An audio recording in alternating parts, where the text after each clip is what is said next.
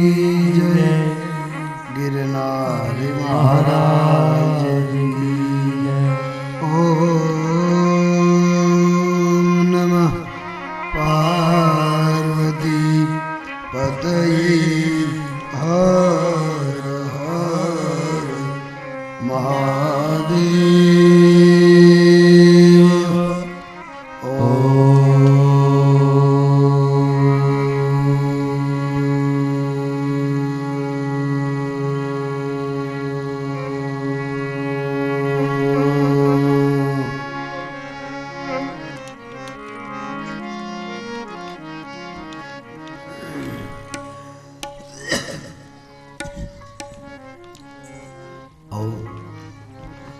તૃતીય દિવસની કથામૃત પાન કરીએ પહેલા ભગવાન નામ સ્મરણ।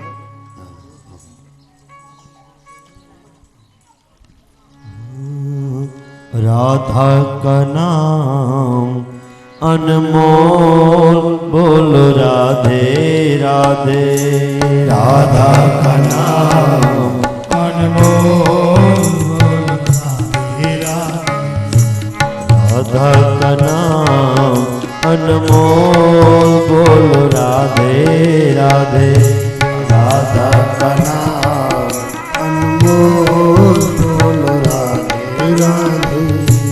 गंगा भी बोले राधे, यमुना भी बोले राधे। गंगा जी बोले राधे, यमुना जी बोले राधे। गंगा जी बोले राधे, यमुना जी बोले राधे। गंगा जी बोले राधे, यमुना जी बोले राधे। सागर की लहरों से आवाज आई राधे राधे। सागर की लहरों से आवाज आई राधे राधे। सागर की लहरों से आवाज आई राधे राधे।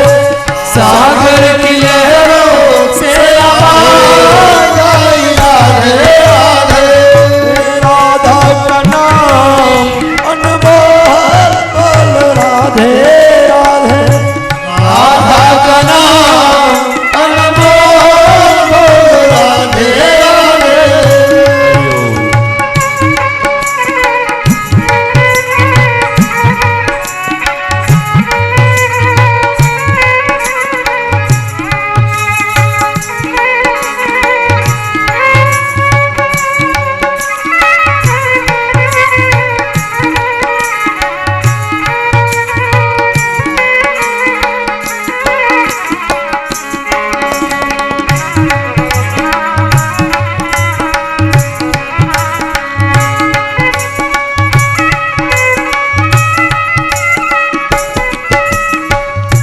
ब्रह्मा जी बोले राधे, विष्णु जी बोले राधे।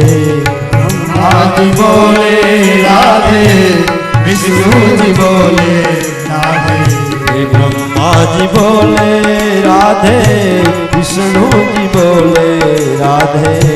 ब्रह्मा जी बोले राधे, विष्णु जी बोले राधे। शंकर की डमरू से आवाज आई राधे राधे। शंकर के डमरू से आवाज आई राधे राधे। शंकर के डमरू से आवाज आई राधे राधे। शंकर की डमरू से आवाज आई राधे राधे। राधा का नाम अनमोल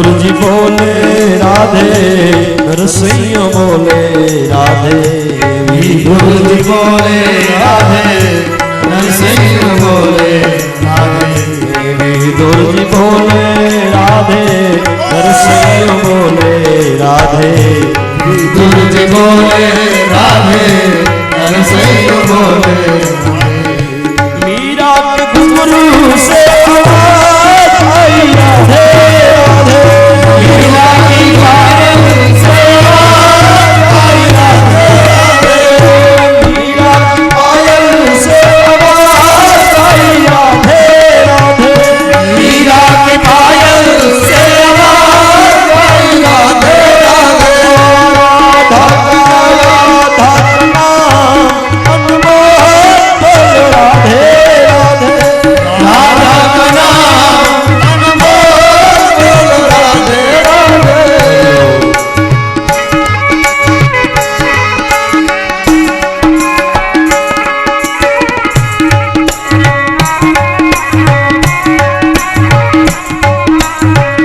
हरि बोल हरि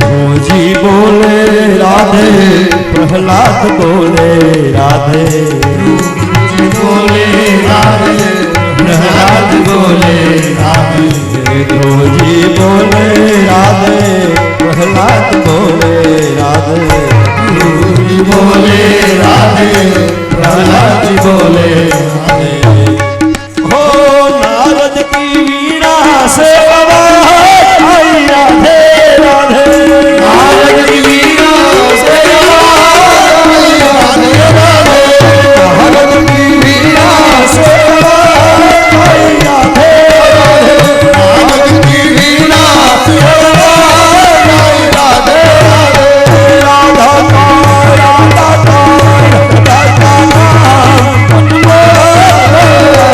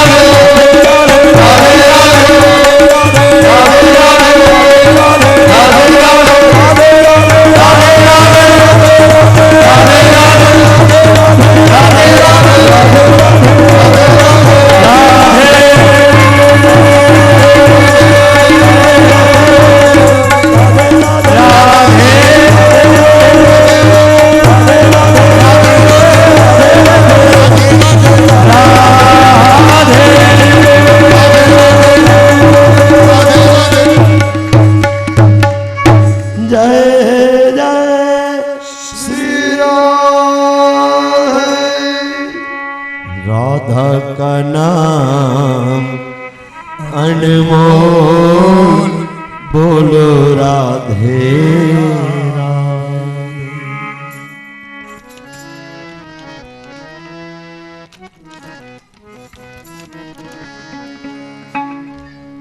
स्वस्ति श्री गणेशाय नमः। શ્રી સરસ્વત્યૈ નમઃ.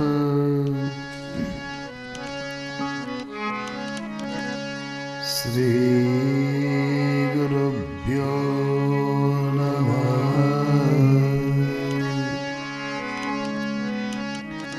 શ્રી કુલદેવતાભ્યો નમઃ. શ્રી પરમાત્મને નમઃ.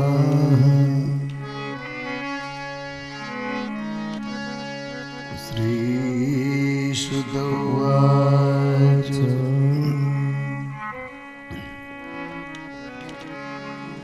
એવમેતત્પુરો પૃષ્ટો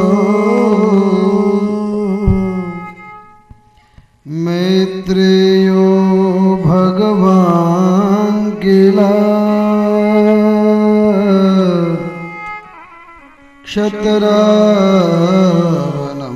પ્રવિષ્ટેન ત્યક્ત્વા સ્વગૃહમુદ્ધિતા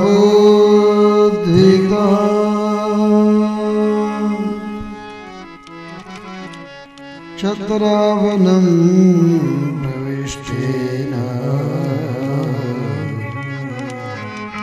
ત્યક્ત્વા સ્વગૃહમુદ્ધિતા.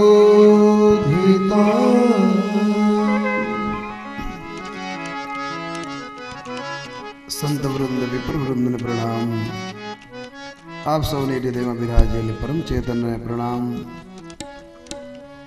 ભગવદ કૃપાથી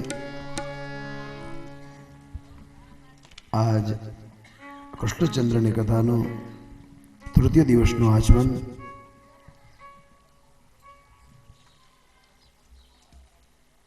એક આસને બેસી શુદ્ધ ભાવ સાથે પરાભક્તિ સાથે હું અને આપ સૌ શ્રવણ કરી રહ્યા છીએ ત્યારે અતિ હરિ કૃપા જાહી પર હોય. ભગવાનની અતિશય કૃપા જે જીવ ઉપર થાય એ જીવ કથા મંડપ સુધી પહોંચે છે. જીવનને સફળ બનાવવા માટે એક અમોઘ શાસ્ત્ર એક સાધન છે. જેમ નદીનો કિનારો પાર કરવો હોય એ નદીના કિનારાને પાર કરવા માટે કોઈક સાધનની જરૂર પડે. એ સાધનને આપણે નામ આપ્યું છે નાવડી. એ સામે કિનારે પહોંચવા માટે એ નાવની આવશ્યકતા પડે છે. એ નાવમાં બેસી ત્યારે આપણે સામે કિનારે પહોંચી શકીએ છીએ. એવી જ રીતે આ કિનારાથી પેલા કિનારે પહોંચવા એક નાવની જરૂર પડે છે. એમ સંસારમાં પણ આ કિનારાથી ભવસાગરને પાર કરવા માટે એક શાસ્ત્રની જરૂર પડે છે. એ શાસ્ત્ર છે ભગવત શાસ્ત્ર. એ ભગવત શાસ્ત્ર પહોંચા દે ભવ દરિયા કે પાર. આપણે ભવસાગરના દરિયામાંથી પાર કરાવે છે. માટે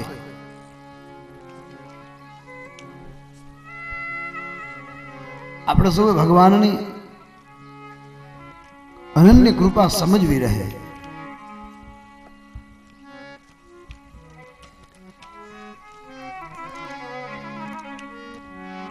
કારણ કે સાધન વિના પહોંચી ન શકાય. એક સાધનની માધ્યમની જરૂર પડે છે.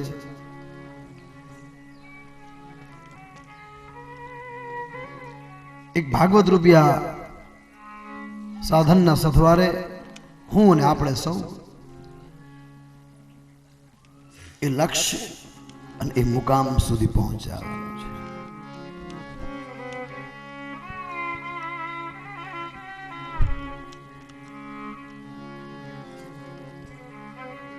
સદપુરાણી શૌનકાદિક ઋષિઓને કહે છે. એ જ કથા આપણે ગઈકાલે સાંજના સત્રમાં જોયું તો ભાગવતની ઉત્પત્તિ ક્યાંથી થઈ? બોલે ભાગવત શ્રી હરિએ બ્રહ્માને આપ્યું. આપણે ગઈકાલે છેલ્લી કથામાં જોયું.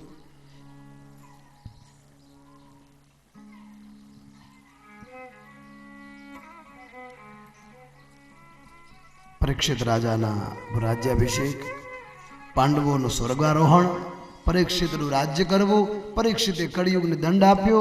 એમાં એ જ કળિયુગે પેલો પરીક્ષિતને પકડ્યો. પરીક્ષિતને 7 દિવસમાં તક્ષક નાગ કરવાથી મૃત્યુ થશે. એ કથા અંતે છેલ્લે પરીક્ષિત રાજાને સર્વસ્વ સુખનો ત્યાગ કરી ગંગા કિનારે બેઠા છે. ભારતના ઋષિઓ આવ્યા છે.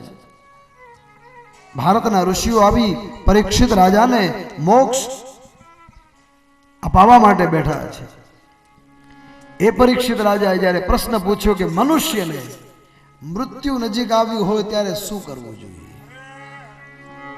રાજાનો પ્રશ્ન, શુકદેવજીનો પ્રત્યુત્તર કે મૃત્યુના ભયને છોડી દેવો જોઈએ. એક. બીજું, એ ઇન્દ્રિયો વિષયોમાંથી મન હટાવી અને પ્રભુ સ્મરણમાં જોડી દેવી જોઈએ.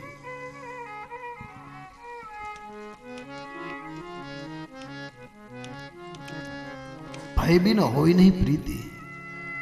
કે એકલા એકલા હાલે જતા હોય ને એમ થાય કે ન છૂટકે ગયા સિવાય છૂટકો નથી, તો પછી શું કરીએ? આપણા મનને મનાવવા માટે જય હનુમાન જ્ઞાન ગુણ સાગર ભૂત પિચાસ નિકટ નહીં આવે મહાબીર જબ, આમ ઝપટ ઝપટ હનુમાન ચાલીસા પૂરી કરીને મુકામ ઉપર પહોંચી જાય. કેમ?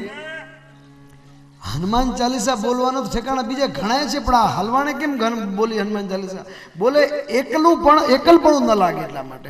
મારી સાથે કોઈ છે. કોણ છે? બોલે પરમ તત્વ છે. એ શક્તિ છે હનુમાન મહારાજની. ભૂત પિશાચ નિકટ નહીં આવે એટલા માટે હનુમાનજીને યાદ કર્યા. કેમ સવારે દરરોજ યાદ નથી આવતી હનુમાન ચાલીસા? કારણ કે હું એકલા છે ને ક્યાંક ન કરે ને ભૂત ક્યાંક વળગી જાય તો એટલા માટે બોલી ભૂત પિશાચ નિકટ નહીં આવે મહાવીર જબ નામ સુનાવે નાસે રોગ હરે સબ પીરા જપત નિરંતર હનુમત બીરા.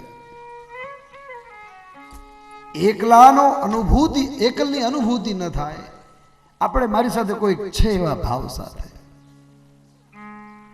સુખદેવજીએ પરીક્ષિતને કહ્યું કે રાજન, સર્વ વિષયોમાંથી મનને અલગ હટાવીને પ્રભુમાં પરવવું જોઈએ, આસનને જીતવું જોઈએ. યમ નિયમ આસન પ્રાણાયામ આગે આદિ ચર્ચા આપણે સાંભળી. છેલ્લે બ્રહ્માજીને મોહ થયો. નારદજી પૂછ્યું કે આનું બધું ટ્રાન્ઝેક્શન ક્યાં છે? આનું સંચાલન ક્યાંથી થાય છે સૃષ્ટિનું? બ્રહ્માજી કે બેટા એ ન પૂછ તો સારું, પૂછવામાં મજા નથી. બોલે કેમ? બોલે કેમ શું? એક દિવસ મને આવું અભિમાન ચડ્યું હતું. મને એમ કે હું બ્રહ્મા છું, આઈ એમ સમથિંગ, આ બધું મારા થકી જ બધું સંચાલન થાય છે. આવો હું અવડે રવાડે ચડી ગયો એક દિવસ. મને એમ કે આ બધું સંચાલન મારા દ્વારા થાય, હું કરું છું. એમાં ને એમાં બસ હું ગોતે ચડી ગયો. મને એમ કે મારી એક સત્તા છે આખી, એક પ્રાઇવેટ મારી સરકાર છે ને મારી સરકાર આખું એનું કાર્યભાર સંભાળે છે. પણ બેટા એક દિવસ હું પણ એ નાળ સુધી ગયો અને તપ સુંદર સંભળાણો. અને અંતે જ્યારે એ તપ કરતા કરતા સેંકડો સમય પછી જ્યારે શ્રી હરિ મને મળ્યા અને ભગવાન શ્રી હરિએ મને પોતાની માયા બતાવીને, ત્યારે મને એમ થયું કે હું તો હરિની માયા પાસે તણખલું નથી. લે, બ્રહ્માજી નારદને કહ્યું કે બેટા ડીપમાં જવાની જરૂર નથી, ભક્તિ થાય એટલી કરી લે, બાકી લક્ષ્ય સુધી પહોંચ્યું બસ. તારી જેમ હું પણ, મને પણ એમ થતું હતું કે આ કોણ ચલાવે છે? મને એમ થયું કે કોઈ નથી, હું જ ચલાવું છું. કારણ કે ભગવાને મને સત્તા સોંપી હતી. પણ જ્યારે ભગવાનને મેં અણીમાં મણીમાં લખીમાં આદિ પ્રાપ્તિ ઈર્ષી બધી ભગવાનની સિદ્ધિઓ જોઈને ત્યારે મને એમ થયું કે શ્રી હરિની માયા જોડે હું તણખલું નથી. વિચાર કરો, જો બ્રહ્માજી એમ કહેતા હોય કે હું તણખલું નથી તો મારો તમારો ક્લાસ ક્યાં લાગે? બસ આટલું સમજ્યા પછી બ્રહ્માજીએ નારદને કહ્યું બેટા હવે આગળ ન જાય. મારા ઉપર પણ એક મોટી સત્તા છે વિશ્વની, જે સત્તા અહમેવા સમેવાગ્રે નાન્યદ્યદે સત્પરમ જ્યારે આ સૃષ્ટિમાં કંઈ નહોતું ત્યારે એ તત્વ હતું. સૃષ્ટિ ચાલે છે તો એ તત્વ છે, અને સૃષ્ટિનો જ્યારે વિનાશ થશે ત્યારે પણ એ તત્વ અવિચળ સ્થિર છે, રહેશે. भूतकाल भविष्यकाल और वर्तमान काल में त्रिकालाबाधित सत्य है, वही परमात्मा है. એ જ સાચી સત્તા છે. કેટલીક સત્તાઓનું સર્જન થાય, 2, 4, 5 વર્ષેનું વિસર્જન થાય, કોઈ મંડળ બને તેનો પ્રમુખ બને, એ પ્રમુખ બન્યા પછી પણ દેશ કાલ પરિસ્થિતિ પ્રમાણે 5 વર્ષ, 10 વર્ષ, 20 વર્ષ પછી એનું પણ વિસર્જન થાય. પણ આ મહાસત્તા શ્રી હરિના હાથમાં છે. એટલે બ્રહ્માજી નારદજીને કહે છે કે બેટા આમાં આગળ કૂતરવાની જરૂર નથી, હું આમાં કાંઈ નથી જાણતો, બસ અજાણ થઈ અને ભક્તિ કરે એ જ સાચી ભક્તિ છે. કે હરી મારું ગાડું તું ક્યાં લઈ જાય કાંઈ ન જાણું. પરમાત્માની સૃષ્ટિ અદ્ભુત છે. ત્રિકાલાબાધિત સત્ય પરમાત્માની અનન્ય કૃપા છે.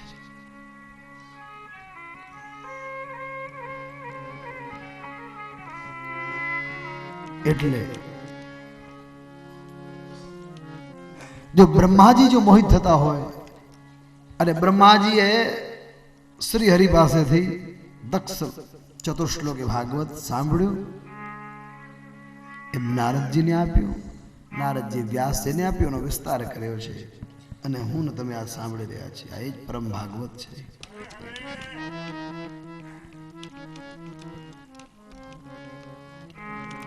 અત્ર સર્ગો વિસર્ગશ્ચ સ્થાનભૂષણોદય મનવંતરેશાનુકથા નિરોધો મુક્તિરાશ્રય. 10 લક્ષણો વાળું આ ભાગવત વ્યાસજી એનો વિસ્તાર કર્યો, અને ચતુશ્લોકીમાંથી 1 શ્લોકી ભાગવત, 1 શ્લોકી રામચરિતમાનસ. એટલે શુદ્ધ પુરાણી શૌનકાદિક ઋષિઓને કહેવા લાગ્યા છે. શુકદેવજી પરીક્ષિતને કથા કહે છે, એ જ કથા આપણે સાંભળી રહ્યા છીએ. હે રાજા વિદુરજી તૃતીય સ્કંદના પ્રારંભમાં કથાની શરૂઆત કરી છે. ગઈકાલે આપણે સાંભળ્યું કે મૃત્યુ સમીપ આવ્યું હોય તો શું કરવું જોઈએ, તો બોલે 7 દિવસમાં મૃત્યુ છે, તો 7 દિવસ આપણે માટે પણ 7 દિવસ જ છે. ગમે ત્યારે એક તો દિવસ તો આવવાનો છે ને, તો આપણે અત્યારથી તૈયારી કરી લઈએ. માણસના જીવનમાં ફ્યુચર પ્લાન હોય છે, બેંક બેલેન્સ હોય, એકાઉન્ટ હોય. નાના દીકરો દીકરી હોય તો એમ થાય કે ચલો આપણે આના ખાતામાં લગાવી દઈએ પૈસા, 20 વર્ષે એના લગ્ન થાય એટલે આપણને કામ આવશે. એક ફ્યુચર બેલેન્સ એક હોય કે જે બેલેન્સ